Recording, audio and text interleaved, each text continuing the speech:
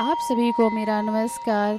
आज मैं आप लोगों के समक्ष बृहस्पतिवार व्रत की कथा प्रस्तुत कर रही हूँ। बृहस्पतिवार के व्रत की विधि। बृहस्पतिवार के दिन जो कोई स्त्री पुरुष व्रत करे उनको चाहिए कि वह दिन में एक ही समय भोजन करें, क्योंकि बृहस्पतिश्वर भगवान का इस दिन पूजन होता है। भोजन पीले चने दाल आदि का करें, परंतु नमक नहीं खावें और पीले वस्त्र पहने, पीले ही फलों का प्रयोग करें, पीले चंदन से पूजन करें। पूजन के बाद प्रेम पूर्वक गुरु महाराज की कथा सुननी चाहिए। इस व्रत को करने से मन की इच्छाएं पूरी होती हैं और बृहस्पति भगवान प्रसन्न होते हैं। धन पुत्र विद्या तथा मनोवांछित फलों की प्राप्ति होती है। परिवार में सुख तथा शांति रहती है। इसीलिए यह व्रत सर्वश्रेष्ठ अति फलदायक सब स्त्री व पुरुषों के लिए है। इस व्रत में केले का पूजन करना चाहिए। कथा और पूजन के समय तन मन कर्म वचन से शुद्ध होकर जो इच्छा हो बृहस्पति देव भगवान से प्रार्थना करनी चाहिए। उनकी इच्छाओं को बृहस्पति देव भगवान अवश्य पूर्ण करते हैं, ऐसा मन में दृढ़ विश्वास होना चाहिए। तो बोलिए विष्णु भगवान की जय, बोलिए बृहस्पति देव भगवान की जय। अथ बृहस्पतिवार व्रत कथा। एक समय की बात है कि भारत वर्ष में एक राजा राज्य करता था। वह बड़ा ही प्रतापी और दानी था। वह नित्य मंदिर में दर्शन करने जाता था। वह ब्राह्मण और गुरु की सेवा किया करता था। उसके दरवाजे से कोई भी निराश होकर नहीं लौटता था तथा वह प्रत्येक गुरुवार को व्रत रखता एवं पूजन करता था। हर एक दिन गरीबों की सहायता करता था, परंतु यह सब बातें उसकी रानी को अच्छी नहीं लगती थी। वह ना व्रत करती और ना किसी को एक पैसा तक दान देती थी तथा राजा से भी ऐसा करने को मना किया करती थी। एक समय की बात है कि राजा शिकार खेलने वन को गए हुए थे। घर में रानी और दासी थी। उस समय गुरु बृहस्पति देव भगवान एक साधु का रूप धारण कर राजा के दरवाजे पर भिक्षा मांगने आए। रानी से भिक्षा मांगी तो वह कहने लगी, हे साधु महाराज, मैं इस दान पुण्य से तंग आ गई हूँ। मेरे से तो घर का कार्य समाप्त नहीं होता। इस कार्य के लिए तो मेरे पति देव ही बहुत हैं। अब आप इस प्रकार की कृपा करें कि सब धन नष्ट हो जावे तथा मैं आराम से रह सकूं। साधु बोले, हे देवी, तुम तो बड़ी विचित्र हो। संतान और धन से कोई दुखी नहीं होता, इसको सभी चाहते हैं। पापी भी पुत्र और धन की इच्छा करता है। अगर आपके पास अधिक धन है तो भूखे मनुष्यों को भोजन कराओ, प्याऊ बनवाओ, ब्राह्मणों को दान दो, धर्मशाला बनवाओ, कुआं तालाब बावड़ी बाग बगीचे आदि का निर्माण कराओ तथा निर्धन मनुष्यों की कुमारी कन्याओं का विवाह कराओ और अनेकों यज्ञादि कर्म करो। इस प्रकार के कर्म से आपके कुल का यश होगा और परलोक में सार्थक होगा एवं स्वर्ग की प्राप्ति होगी। मगर वह रानी इन बातों से खुश न हुई। वह बोली, हे साधु महाराज, मुझे ऐसे धन की आवश्यकता नहीं है जिसको और मनुष्यों को दान दूं तथा जिसको रखने उठाने में मेरा सारा समय बर्बाद हो जावे। साधु ने कहा, हे देवी, तुम्हारी ऐसी इच्छा है तो ऐसा ही होगा। मैं तुम्हें उपाय बताता हूँ, वैसा ही करना। बृहस्पतिवार के दिन घर को गोबर से लीपना, अपने केशों को धोना और केशों को धोते समय स्नान करना। राजा से कहना वह हजामत करावे। भोजन में मांस मंदिरा खाना, कपड़ा धोबी के यहाँ धुलने डालना। इस प्रकार 7 बृहस्पतिवार करने से तुम्हारा सब धन नष्ट हो जाएगा। यह कहकर वह साधु महाराज वहां से अंतर ध्यान हो गए। रानी ने साधु के कहने के अनुसार ही किया। 3 बृहस्पतिवार ही बीते थे कि उसका समस्त धन नष्ट हो गया और भोजन के लिए दोनों तरसने लगे तथा सांसारिक भोग्यों के अभाव से दुखी रहने लगे। तब वह राजा रानी से कहने लगा कि हे रानी, तुम यहाँ पर रहो, मैं दूसरे देश को जाऊं, क्योंकि यहाँ पर मुझे सभी मनुष्य जानते हैं, इसीलिए कोई कार्य भी नहीं कर सकता। देश की चोरी परदेश की भीख बराबर। ऐसा कहकर राजा परदेश को चला गया। वहाँ जंगल में जाता और लकड़ी काट कर लाता और शहर में बेचता। इस तरह जीवन व्यतीत करने लगा। इधर राजा के घर रानी और दासी दुखी रहने लगी। किसी दिन भोजन मिलता, किसी दिन जल पी कर रह जाती। एक समय रानी और दासी को 7 दिन बिना भोजन के व्यतीत हो गए। तो रानी ने अपनी दासी से कहा, हे दासी, यहाँ पास के ही नगर में मेरी बहन रहती है, वह बड़ी धनवान है। तू उसके पास जा और 5 सेर बेझर मांग ला, जिससे कुछ समय के लिए गुजर हो जाएगी। इस प्रकार रानी की आज्ञा मानकर दासी रानी की बहन के घर गई और रानी की बहन उस समय पूजन कर रही थी, क्योंकि उस रोज बृहस्पतिवार था। जब दासी ने रानी की बहन को देखा और उससे बोली, हे रानी, मुझे तुम्हारी बहन ने भेजा है, मेरे लिए 5 सेर बेझर दे दो। इस प्रकार दासी ने अनेक बार कहा, परंतु रानी ने कोई उत्तर नहीं दिया, क्योंकि वह उस समय बृहस्पतिवार की व्रत की कथा सुन रही थी। इस प्रकार जब दासी को किसी प्रकार का उत्तर नहीं मिला तो वह बहुत दुखी हुई और क्रोध भी आया और लौटकर अपने रानी से आकर बोली, हे रानी, आपकी बहन तो बहुत ही धनी स्त्री है, वह छोटे लोगों से बात भी नहीं करती, क्योंकि मैंने उनसे कहा तो उन्होंने कोई उत्तर नहीं दिया। मैं वापस चली आई। रानी बोली, हे दासी, इनमें उनका कोई दोष नहीं है। जब बुरे दिन आते हैं तो कोई सहारा नहीं देता, अच्छे बुरे का पता तो विपत्ति में ही लगता है।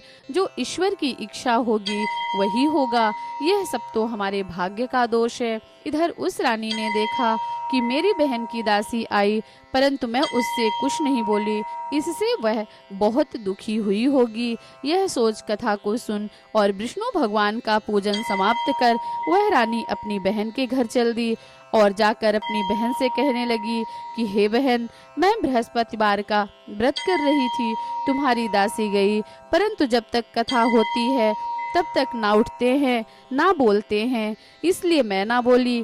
कहो दासी क्यों गई थी? रानी बोली, हे बहन, हमारे पास अनाज नहीं था, वैसे तुमसे कोई बात छिपी नहीं है, इस कारण मैंने तुम्हारे पास दासी को 5 सेर बेझर लेने के लिए भेजा था। रानी बोली, हे बहन, देखो, बृहस्पति भगवान सभी की मनोकामना पूर्ण करते हैं, देखो शायद तुम्हारे घर में अनाज रखा हो।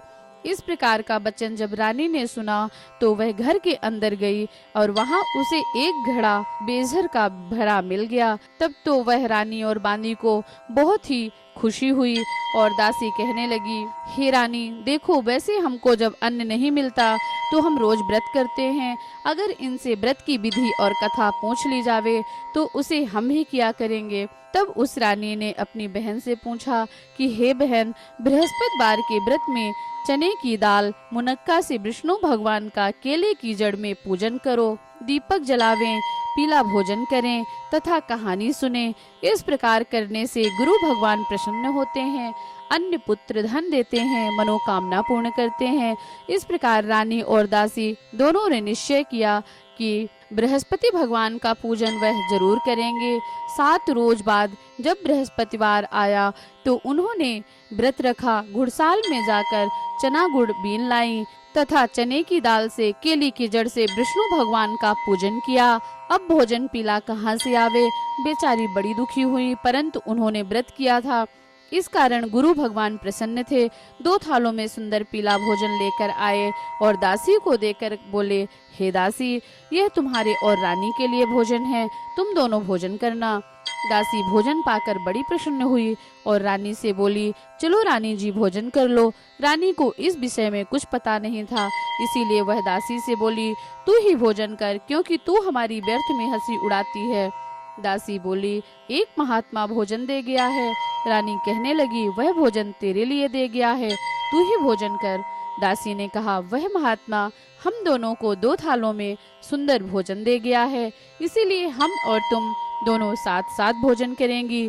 इस प्रकार रानी और बांदी दोनों ने गुरु भगवान को नमस्कार कर भोजन प्रारंभ किया तथा अब वह प्रत्येक बृहस्पतिवार को गुरु भगवान का व्रत और विष्णु भगवान का पूजन करने लगी। बृहस्पति भगवान की कृपा से रानी और दासी के पास फिर धन हो गया। रानी फिर उसी प्रकार आलस्य करने लगी। तब दासी बोली, हे रानी जी, तुम पहले इस प्रकार आलस्य करती थी, तुम्हें धन के रखने में कष्ट होता है, इस कारण सभी धन नष्ट हो गया। अब गुरु भगवान की कृपा से धन मिला है तो फिर तुम्हें आलस्य होता है।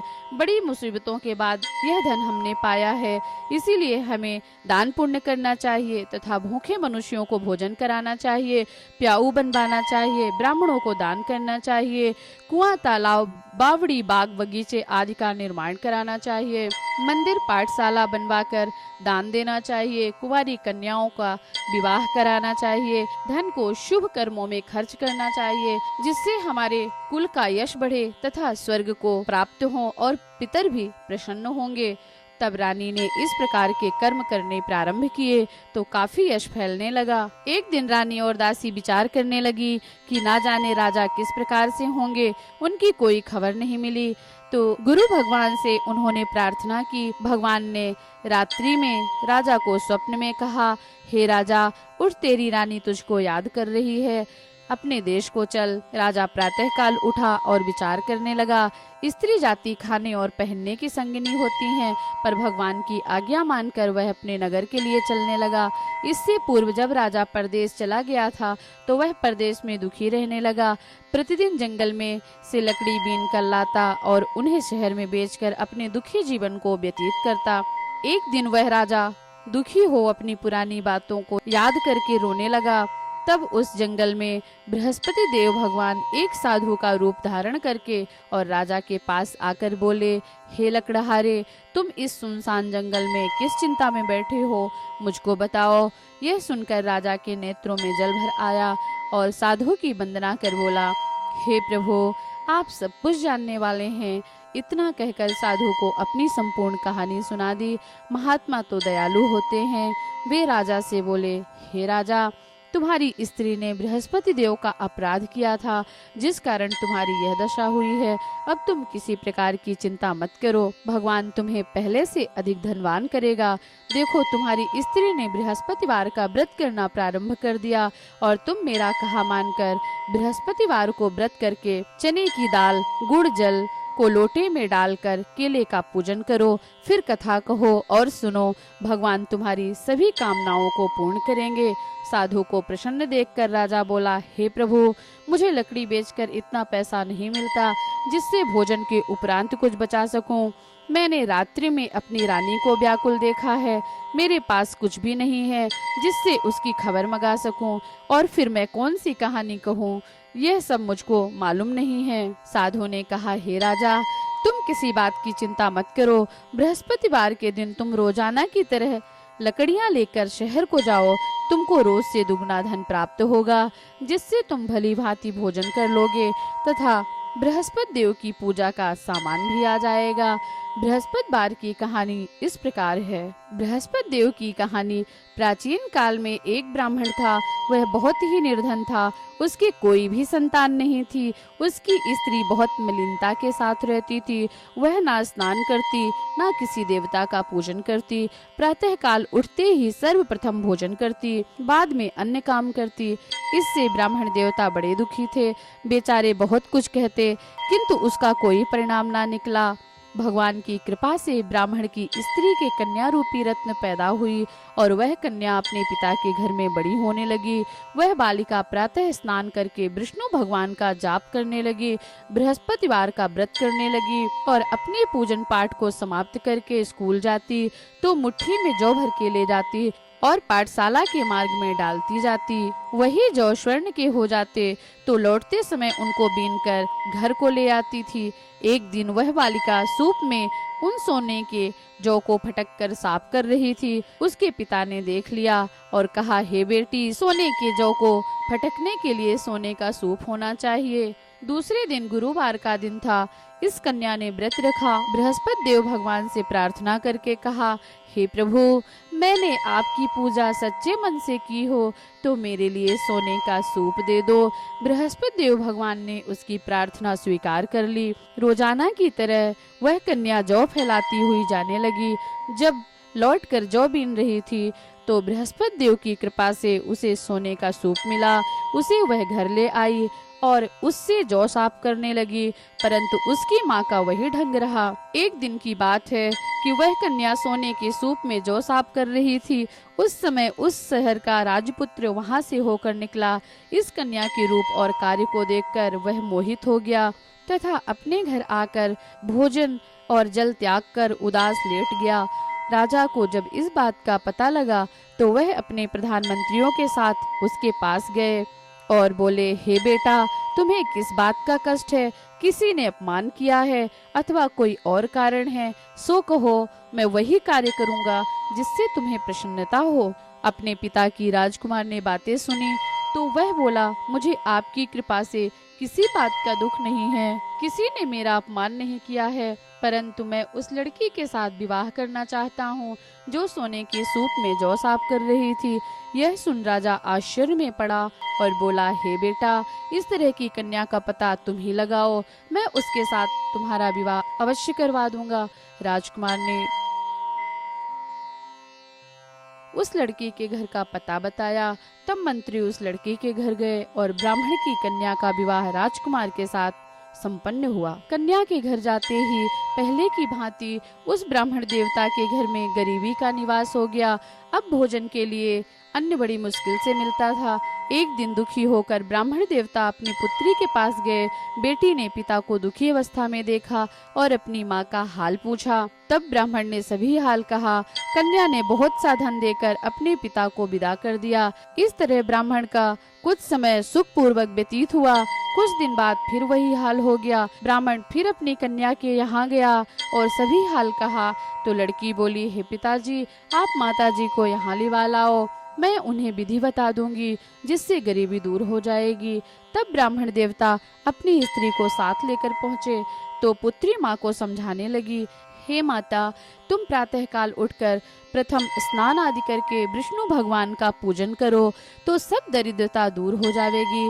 परंतु उसकी माँ ने एक भी बात नहीं मानी और प्रातःकाल उठकर अपनी पुत्री के बच्चों का जूठन खा लिया। एक दिन उसकी पुत्री को बहुत गुस्सा आया और एक रात को कोठरी से सभी सामान निकाल दिया और अपनी माँ को उसमें बंद कर दिया। प्रातःकाल उसमें से निकाला तथा स्नान आदि करके पूजा पाठ करवाया तो उसकी माँ की बुद्धि ठीक हो गई और फिर प्रत्येक बृहस्पतिवार को व्रत करने लगी। इस व्रत के प्रभाव से उसकी माँ भी बहुत धनवान और पुत्रवती हो गई। बृहस्पति जी के प्रभाव से स्वर्ग को प्राप्त हुई तथा वह ब्राह्मण भी सुख पूर्वक इस लोक के सुख भोग कर स्वर्ग को प्राप्त हुए। इस तरह कहानी कहकर साधु देवता वहां से लोप हो गए। धीरे धीरे समय व्यतीत होने पर फिर वही बृहस्पतिवार का दिन आया। राजा जंगल से लकड़ी काटकर किसी शहर में बेचने गया। उसे उस दिन और दिनों से अधिक पैसा मिला। राजा ने चना गुड़ आदि लाकर बृहस्पतिवार का व्रत किया। उस दिन उसके सभी क्लेश दूर हुए। परंतु जब दोबारा गुरुवार का दिन आया तो बृहस्पतिवार का व्रत करना भूल गया। इस कारण बृहस्पति भगवान नाराज हो गए। उस दिन उस नगर के राजा ने विशाल यज्ञ का आयोजन किया तथा शहर में यह घोषणा करा दी कि कोई भी मनुष्य अपने घर में भोजन ना बनावे और आग ना जलावे। समस्त लोग मेरे यहाँ भोजन करने आवे। इस आज्ञा को जो ना मानेगा उसके लिए फांसी की सजा दी जाएगी। इस तरह की घोषणा संपूर्ण नगर में करवा दी गई।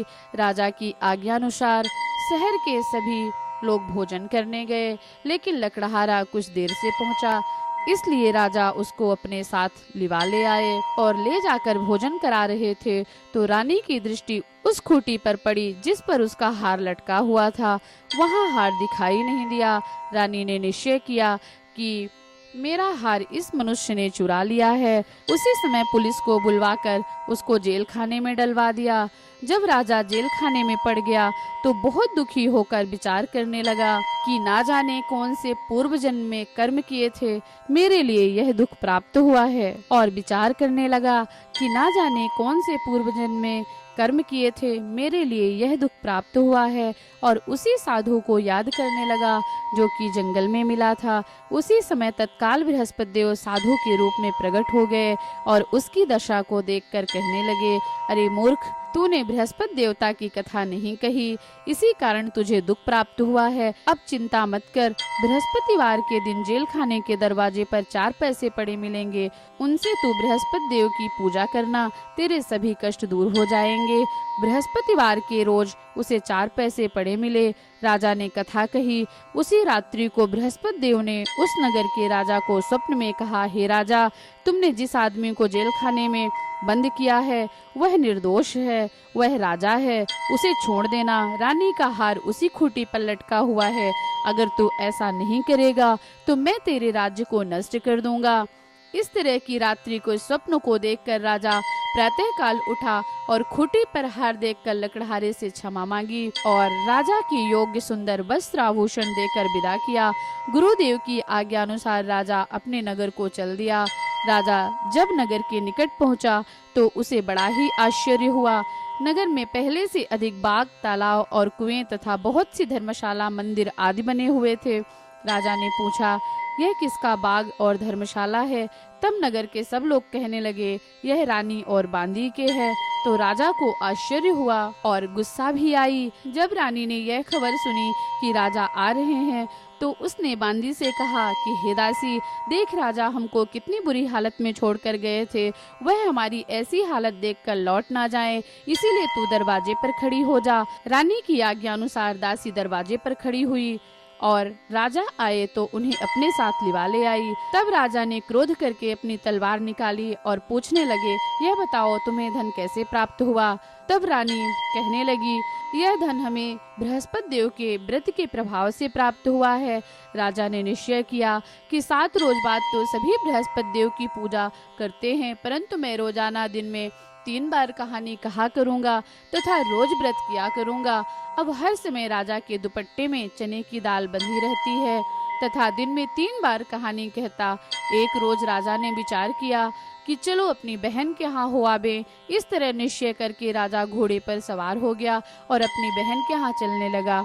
मार्ग में उसने देखा कि कुछ आदमी एक मुर्दे को लिए जा रहे हैं। उन्हें रोककर कहने लगा, अरे भाइयों, मेरे बृहस्पति देव की कहानी सुन लो। वे बोले, लो ये तो मर गया है, इसको तो अपनी कथा की पड़ी है। परंतु कुछ आदमी बोले, अच्छा कहो, हम तुम्हारी कथा भी सुनेंगे। राजा ने दाल निकाली और जब कथा आधी हुई कि मुर्दा हिलने लगा और जब कथा समाप्त हो गई तो राम राम करके मनुष्य खड़ा हो गया। आगे मार्ग में एक किसान खेत में हल चलाता मिला। राजा ने उसे देखा और उससे बोला, अरे भैया, तुम मेरी बृहस्पति देव की कहानी सुन लो। किसान बोला, जब तक मैं तेरी कथा सुनूंगा तब तक 4 हरैया जोत लूंगा, जा अपनी कथा किसी और को सुनाना। इस तरह वह आगे चलने लगा। आगे मार्ग में उसे एक किसान खेत में हल चलाता मिला। राजा ने उसे देखा और उससे बोला, अरे भैया, तुम मेरी बृहस्पति देव की कथा सुन लो। किसान बोला, जब तक मैं तेरी कथा सुनूंगा तब तक 4 हरैया जोत लूंगा, जा अपनी कथा किसी और को सुनाना। इस तरह राजा के हटते ही बैल पछाड़ खाकर गिर गए तथा उसके पेट में बड़ी जोर से दर्द होने लगा। उसी समय उसकी माँ रोटी लेकर आई थी। उसने जब यह सब देखा, अपने पुत्र से सब हाल पूछा और बेटे ने सभी हाल कह दिया। तो बुढ़िया दौड़ी दौड़ी उस घुड़सवार के पास गई और उससे बोली, मैं तेरी कथा सुनूंगी, तू अपनी कथा मेरे खेत पर चलकर कहना। राजा ने बुढ़िया के खेत पर जाकर कथा कही, जिसके सुनते ही वह बैल खड़े हो गए और किसान के पेट का दर्द बंद हो गया। राजा अपनी बहन के घर पहुंचा। बहन ने भाई की खूब मेहमानी की। दूसरे रोज प्रातः काल राजा जगा तो वह देखने लगा कि सब लोग भोजन कर रहे हैं। राजा ने अपनी बहन से कहा, ऐसा कोई मनुष्य है जिसने भोजन ना किया हो, मेरी बृहस्पति देव की कथा सुन ले। बहन बोली, हे भैया, यह देश ऐसा ही है, पहले यहाँ लोग भोजन करते हैं, बाद में अन्य काम करते हैं। अगर कोई पड़ोस में हो तो देखाती हूँ। ऐसा कहकर वह देखने चली गई, परंतु उसे कोई ऐसा व्यक्ति नहीं मिला जिसने भोजन ना किया हो। अतः वह एक कुम्हार के घर गई जिसका लड़का बीमार था। उसे मालूम हुआ कि उसके यहाँ 3 रोज से किसी ने भोजन नहीं किया है। रानी ने अपनी भाई की कथा सुनने के लिए कुम्हार से कहा। वह तैयार हो गया। राजा ने जाकर बृहस्पति देव की कथा कही, जिसको सुनकर उसका लड़का ठीक हो गया। अब तो राजा की प्रशंसा होने लगी। एक दिन राजा ने अपनी बहन से कहा, हे बहन, हम अपने घर को जाएंगे, तुम भी तैयार हो जाओ। राजा की बहन ने अपनी सास से कहा। सास बोली, हाँ चली जा, परंतु लड़कों को मत ले जाना, क्योंकि तेरे भाई के कोई औलाद नहीं है। बहन ने अपने भैया से कहा, हे भैया, मैं तो चलूंगी पर कोई बालक नहीं जाएगा। राजा बोला, जब कोई बालक नहीं चलेगा तो तुम चलकर क्या करोगी? बड़े ही दुखी मन से वह अपने नगर को लौट आया। राजा ने अपनी रानी से कहा, हम निर्वंशी राजा हैं, हमारा मुंह देखने का किसी को धर्म नहीं है और कुछ भोजन आदि नहीं किया। रानी बोली, हे प्रभु, बृहस्पति देव ने हमें सब कुछ दिया है, हमें औलाद अवश्य देंगे। उसी रात्रि को बृहस्पति देव जी ने राजा को स्वप्न में कहा, हे राजा, उठ, सभी सोच त्याग दे, तेरी रानी गर्भ से है। राजा को यह बात सुनकर बड़ी खुशी हुई और 9वें महीने से उसके गर्भ से एक सुंदर पुत्र पैदा हुआ। तब राजा बोला, हे रानी, स्त्री बिना भोजन के रह सकती है किंतु बिना बात कहे नहीं रह सकती। जब मेरी बहन आए तो तुम उससे कुछ कहना मत। रानी ने सुनकर हाँ कर दिया। जब राजा की बहन ने यह शुभ समाचार सुना तो बहुत खुश हुई तथा बधाई लेकर अपने भाई के यहाँ आई। तब रानी ने कहा, घोड़ा चढ़कर तो नहीं आई, गधा चढ़ी आई। राजा की बहन बोली, भाभी, मैं इस प्रकार ना कहती तो तुम्हें औलाद कैसे मिलती? बृहस्पति देव ऐसे ही हैं, जैसी जिनके मन में कामनाएं हैं सभी को पूर्ण करते हैं। जो सद्भावना पूर्वक